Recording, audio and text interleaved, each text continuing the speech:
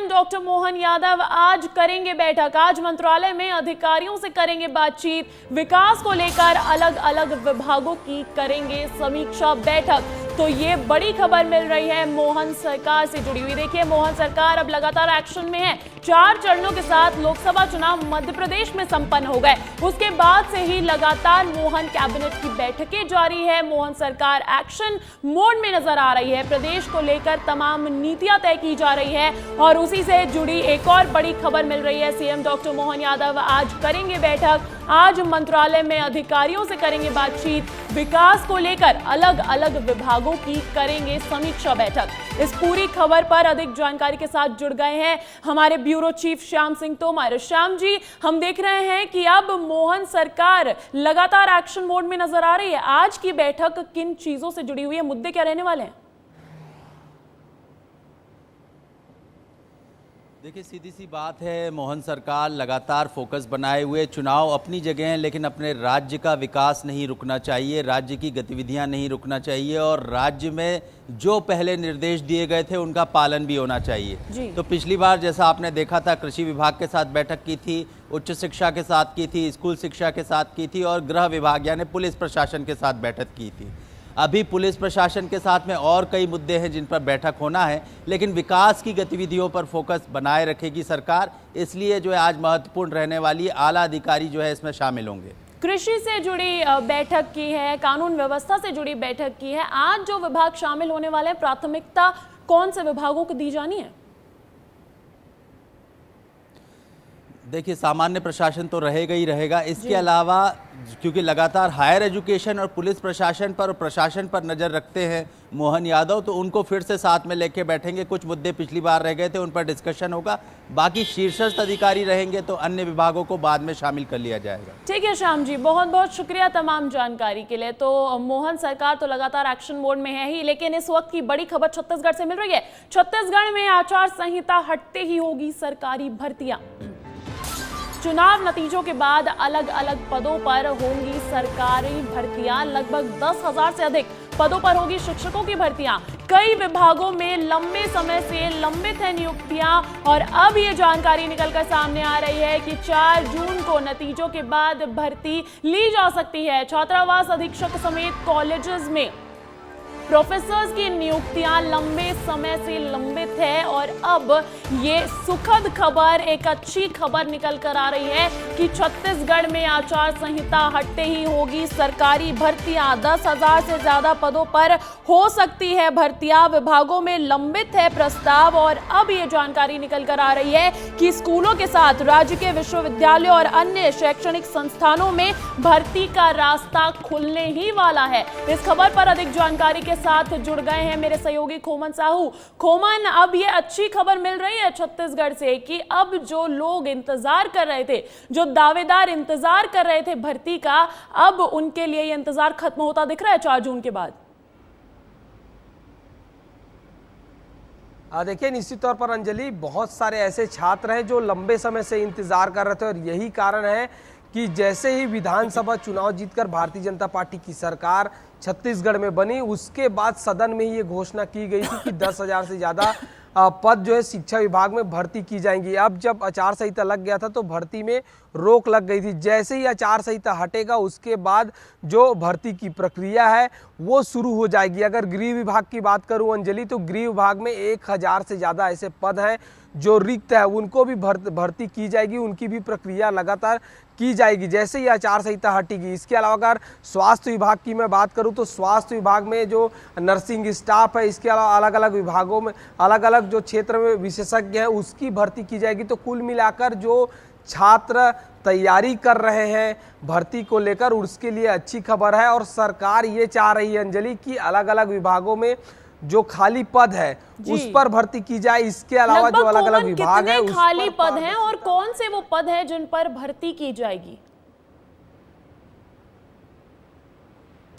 देखिए अंजलि, अगर प्रोफेसर की बात की जाए तो 500 से ज्यादा ऐसे प्रोफेसर के पद है जो शिक्षा विभाग से जुड़े हुए हैं, उनकी भर्ती की जाएगी। इसके अलावा जो स्वास्थ्य विभाग की बात की जाए तो नर्सिंग स्टाफ है उसको भर्ती किया जाएगा। इसके अलावा शिक्षा विभाग की बात की जाए तो 10,000 से ऐसे ज़्यादा जो शिक्षक है उनकी भर्ती की जाएगी। कुल मिलाकर अगर पूरे छत्तीसगढ़ में अलग अलग रिक्त पदों की बात की जाए तो 25,000 से ऐसे ज़्यादा रिक्त पद है, 25,000 रिक्त पद है, उन पर भर्तियां की जाएगी अंजलि। तो कुल मिलाकर समझा जा सकता है कि सरकार जहां जहां रिक्त पद है वहां भर्ती के लिए अब प्रक्रिया शुरू करने वाली है अंजलि।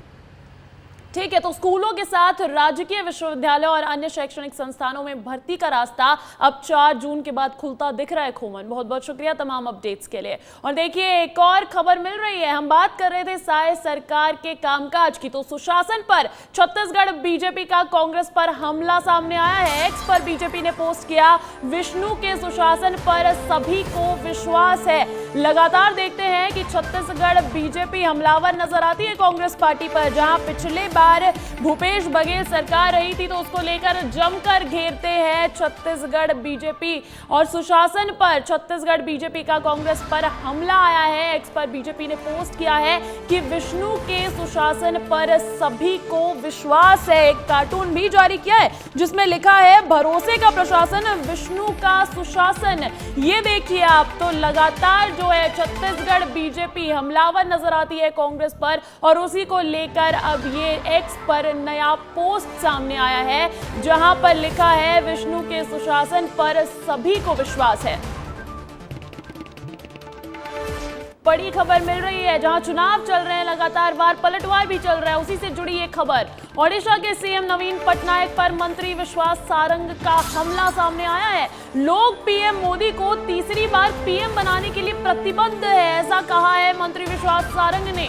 ओडिशा में डबल इंजन की सरकार बनेगी और ओडिशा अभी के पंडियन असली मुख्यमंत्री हैं, ऐसा कहा है मंत्री विश्वास सारंग ने। तो देखिए, नवीन पटनायक पर हमला बोला है मंत्री विश्वास सारंग ने। उन्होंने कहा कि लोग पीएम मोदी को तीसरी बार पीएम बनाने के लिए प्रतिबद्ध है। ओडिशा में भी डबल इंजन की सरकार बनेगी। सुनवाते हैं आपको क्या कुछ कहा है।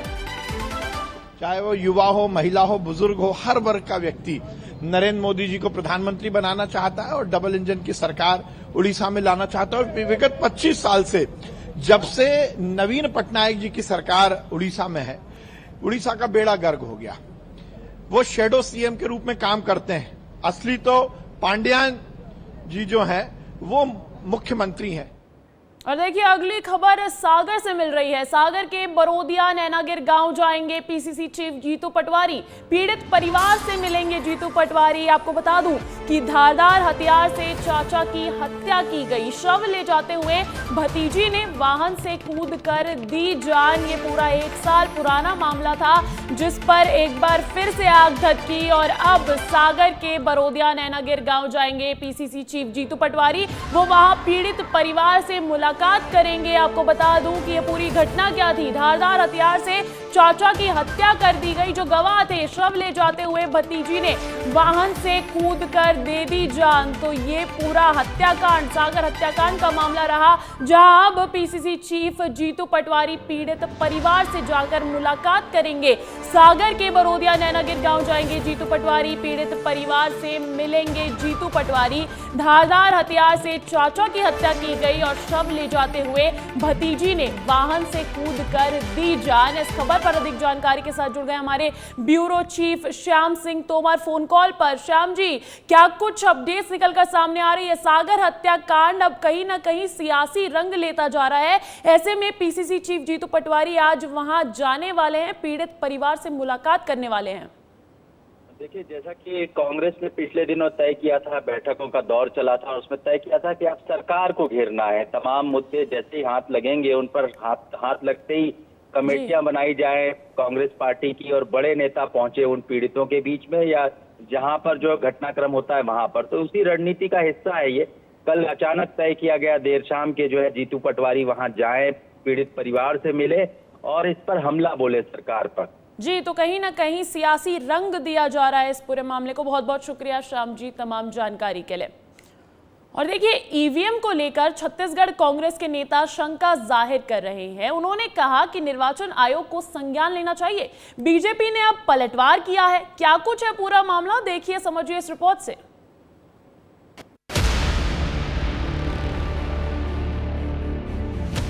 देश में लोकसभा चुनाव के 6 चरण खत्म हो चुके हैं, जिसके बाद अब हर किसी को इंतजार है तो 4 जून का, जब प्रत्याशियों की किस्मत का ताला खुलेगा। लेकिन अब भी कांग्रेस की ईवीएम को लेकर जो शंका है वो खत्म होने का नाम नहीं ले रही। कांग्रेस लोकसभा चुनाव शुरू होने से पहले भी ईवीएम पर सवाल खड़े कर रही थी और अब जब मतगणना में कुछ ही समय बचा है तब भी कांग्रेस लगातार ईवीएम की कार्यप्रणाली पर संदेह जाहिर कर रही है। और इस बार ये मोर्चा संभाला है पार्टी के प्रदेश अध्यक्ष दीपक बैज ने। उन्होंने संदेह जाहिर करते हुए कहा कि भारत निर्वाचन आयोग को शंका का समाधान करना चाहिए। ये देश की हर राजनीतिक पार्टी के लिए चिंता का विषय है। ईवीएम पे सवाल विधानसभा चुनाव में भी आई, ये हम नहीं, सुप्रीम कोर्ट के वकील लगातार कह रहे हैं। इसके लिए PIL दर्ज भी हुआ और जिस तरह से रिजल्ट आने के बाद, वोटिंग होने के बाद 10-12 दिन के बाद अब परसेंटेज बढ़ रहा है, ये कहीं न कहीं देश के सभी लोगों के लिए, सभी पार्टियों के लिए चिंता का विषय है। कांग्रेस की इस आशंका पर बीजेपी ने भी पलटवार किया है। डिप्टी सीएम अरुण साव ने इसकी पहल की और PCC चीफ दीपक बैज के बयान को हार का बहाना बताया है और कहा कि न्यायालय ने स्पष्ट कर दिया है कि ईवीएम में छेड़छाड़ नहीं की जा सकती। विपक्षी दल देश के लोकतंत्र को बदनाम करने की कोशिश कर रहे हैं। जब मतदान अंतिम चरण में पहुंचा है और इंडी गठबंधन कांग्रेस पार्टी का सफाया होता दिख रहा है और इसलिए फिर से ईवीएम पर प्रश्न चिन्ह उठाने का काम कांग्रेस पार्टी कर रही है। कांग्रेस लगातार ईवीएम की कार्यप्रणाली पर सवाल खड़े करती आई है। पार्टी ने हमेशा से ही ईवीएम को बीजेपी के लिए जीत की मशीन बताया है। बहरहाल सुप्रीम कोर्ट के आदेश के बाद भी कांग्रेस का ईवीएम पर सवाल उठाना लोकतंत्र की रक्षा की चिंता है या फिर हार का डर, ये तो फिलहाल कुछ कहा नहीं जा सकता। ब्यूरो रिपोर्ट, विस्तार न्यूज। तो जहां अब 4 जून नतीजों की तारीख जो है वो पास आती जा रही है, ऐसे में विपक्ष की तरफ से ईवीएम पर सवाल किए जा रहे हैं। खैर, बढ़ते अगली खबर की ओर। देखिए, राहुल गांधी खुसरूपुर, पालीगंज और जगदीशपुर में जनसभा को संबोधित कर रहे थे, लेकिन इसी बीच पाटलिपुत्र के पालीगंज में राहुल गांधी का मंच टूटने वाला था, जिसके बाद मीसा भारती ने राहुल गांधी को संभाला। हम आपको पूरी तस्वीर दिखाते हैं, समझाते हैं, देखिए रिपोर्ट इस पर। लोकसभा चुनाव का रण अब अपने आखिरी अध्याय पर है और इस आखिरी अध्याय के लिए तमाम राजनीतिक पार्टियां अपना दमखम झोंक रही हैं। बिहार में पीएम मोदी ने बीते दिनों मुजरे की ताल पर विपक्ष को नचाया था, तो राहुल गांधी भला बिहार कैसे ना पहुंचते। वो अलग बात है कि पूरे लोकसभा चुनाव के दरमियान राहुल गांधी की ये महज दूसरी बिहार यात्रा है, लेकिन बावजूद उसके राहुल गांधी जब बिहार के खुसरूपुर, पालीगंज और जगदीशपुर में जनसभा को संबोधित करने पहुंचे तो सत्तारूढ़ बीजेपी पर जमकर बरसे। साथ ही तेजस्वी यादव ने भी बीजेपी पर जमकर निशाना साधा। मोदी जी, आप लंबे लंबे भाषण देना बंद कीजिए। आप देश को बांटने की कोशिश नहीं कीजिए। आप सबसे पहले देश के युवाओं को ये बताइए, बिहार के युवाओं को ये बताइए कि आपने हिंदुस्तान के युवाओं को कितना रोजगार दिया, कितनी नौकरियां दी। और प्रधानमंत्री जी की भाषा का स्तर इतना गिर चुका है कि कोई भी परिवार का लोग बैठ करके उनका भाषण नहीं सुनना चाहता, कोई भाषण नहीं सुनना चाहता। क्या बात करते हैं? मंदिर, मस्जिद, मछली, मटन, मुजरा, ऐसी ऐसी बातों का वो जिक्र करते हैं। ये उनके लिए मुद्दा है। तो वहीं लोकसभा चुनाव में बीजेपी राम मंदिर के मुद्दे को भुनाने की कोशिश कर रही है। उत्तर प्रदेश के सलेमपुर पहुंचे गृह मंत्री अमित शाह ने जनसभा को संबोधित करते हुए राम का जिक्र किया और कहा कि ये चुनाव राम भक्तों पर गोली चलाने वाले और राम मंदिर का निर्माण कराने वालों के बीच का चुनाव है। ये चुनाव किसके बीच में है? ये चुनाव राम भक्तों पर गोली चलाने वाले और राम मंदिर बनाने वालों के बीच का चुनाव। सलेमपुर वालों, मुझे बताओ, राम भक्तों पर गोली चलाने वाले समाजवादी पार्टी और कांग्रेस को वोट दे सकते हैं क्या? लोकसभा चुनाव के 7वें और अंतिम चरण के लिए 1 जून को मतदान होना है और 4 जून को नतीजे सबके सामने होंगे। लेकिन इन सब के बीच बयानबाजियां उफान पर हैं। वोट की चोट देखकर जनता साइलेंट मोड में है और राजनेताओं की सांसें चढ़ी हुई हैं। ब्यूरो रिपोर्ट, विस्तार न्यूज। तो देखिए, लोकसभा चुनावों में खटाखट फटाफट लपालप के बाद टेम्पो की एंट्री हो गई है। राहुल गांधी के बिहार दौरे पर मध्य प्रदेश के सीएम डॉक्टर मोहन यादव ने पलटवार किया और क्या कुछ कहा, सुनिए हमारी इस रिपोर्ट में।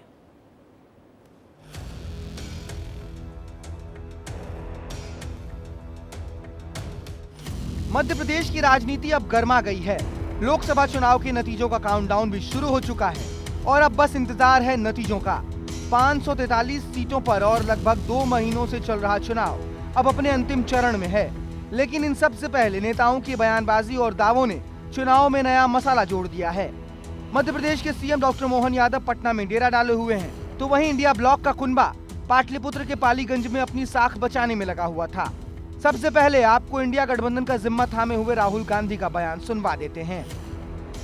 अपना बैंक अकाउंट चेक करेंगे और बैंक अकाउंट में 5 जुलाई को 8,500 रुपए अंदर। आप देखोगे ये क्या है, कहां से आया? इंडिया गठबंधन की सरकार ने उसको अंदर डाला। जुलाई में मिलेगा, अगस्त, सितंबर, अक्टूबर, नवंबर, दिसंबर, जनवरी, फरवरी चलता जाएगा। फटाफट फटाफट फटाफट। राहुल गांधी अपने बयानों में बड़े बड़े दावे कर रहे थे और कह रहे थे कि वो देश की महिलाओं को 8,500 रुपए देंगे। अब जब राहुल गांधी मैदान में हो तो उनके राजनीतिक विरोधी बीजेपी की तरफ से भी पलटवार आना तो लाजमी था। राहुल के इस बयान पर एमपी के सीएम ने पलटवार किया और उनके इस बयान के साथ ही लोकसभा चुनावों के सफर में टेम्पो की भी एंट्री हो गई। राहुल गांधी के बारे में क्या कहें, उनकी बात कोई गंभीरता से लेता ही नहीं है। जिसकी अपनी सरकार को 2014 में उनने गंवा दिया है। दूसरी बार जब चुनाव लड़ने गए तो सरकार गई 115 2014 के चुनाव में बचे। 2019 में कुल 52 रह गए एक बस की सवारी की तरह, और अब ये यही हाल रहे तो एक टेम्पो की सवारी रहेगी उनके पास सांसदों की। अब ये देखना दिलचस्प होगा कि टेम्पो की एंट्री अब लोकसभा चुनावों को कौन से सफर पर ले जाती है। ब्यूरो रिपोर्ट, विस्तार न्यूज।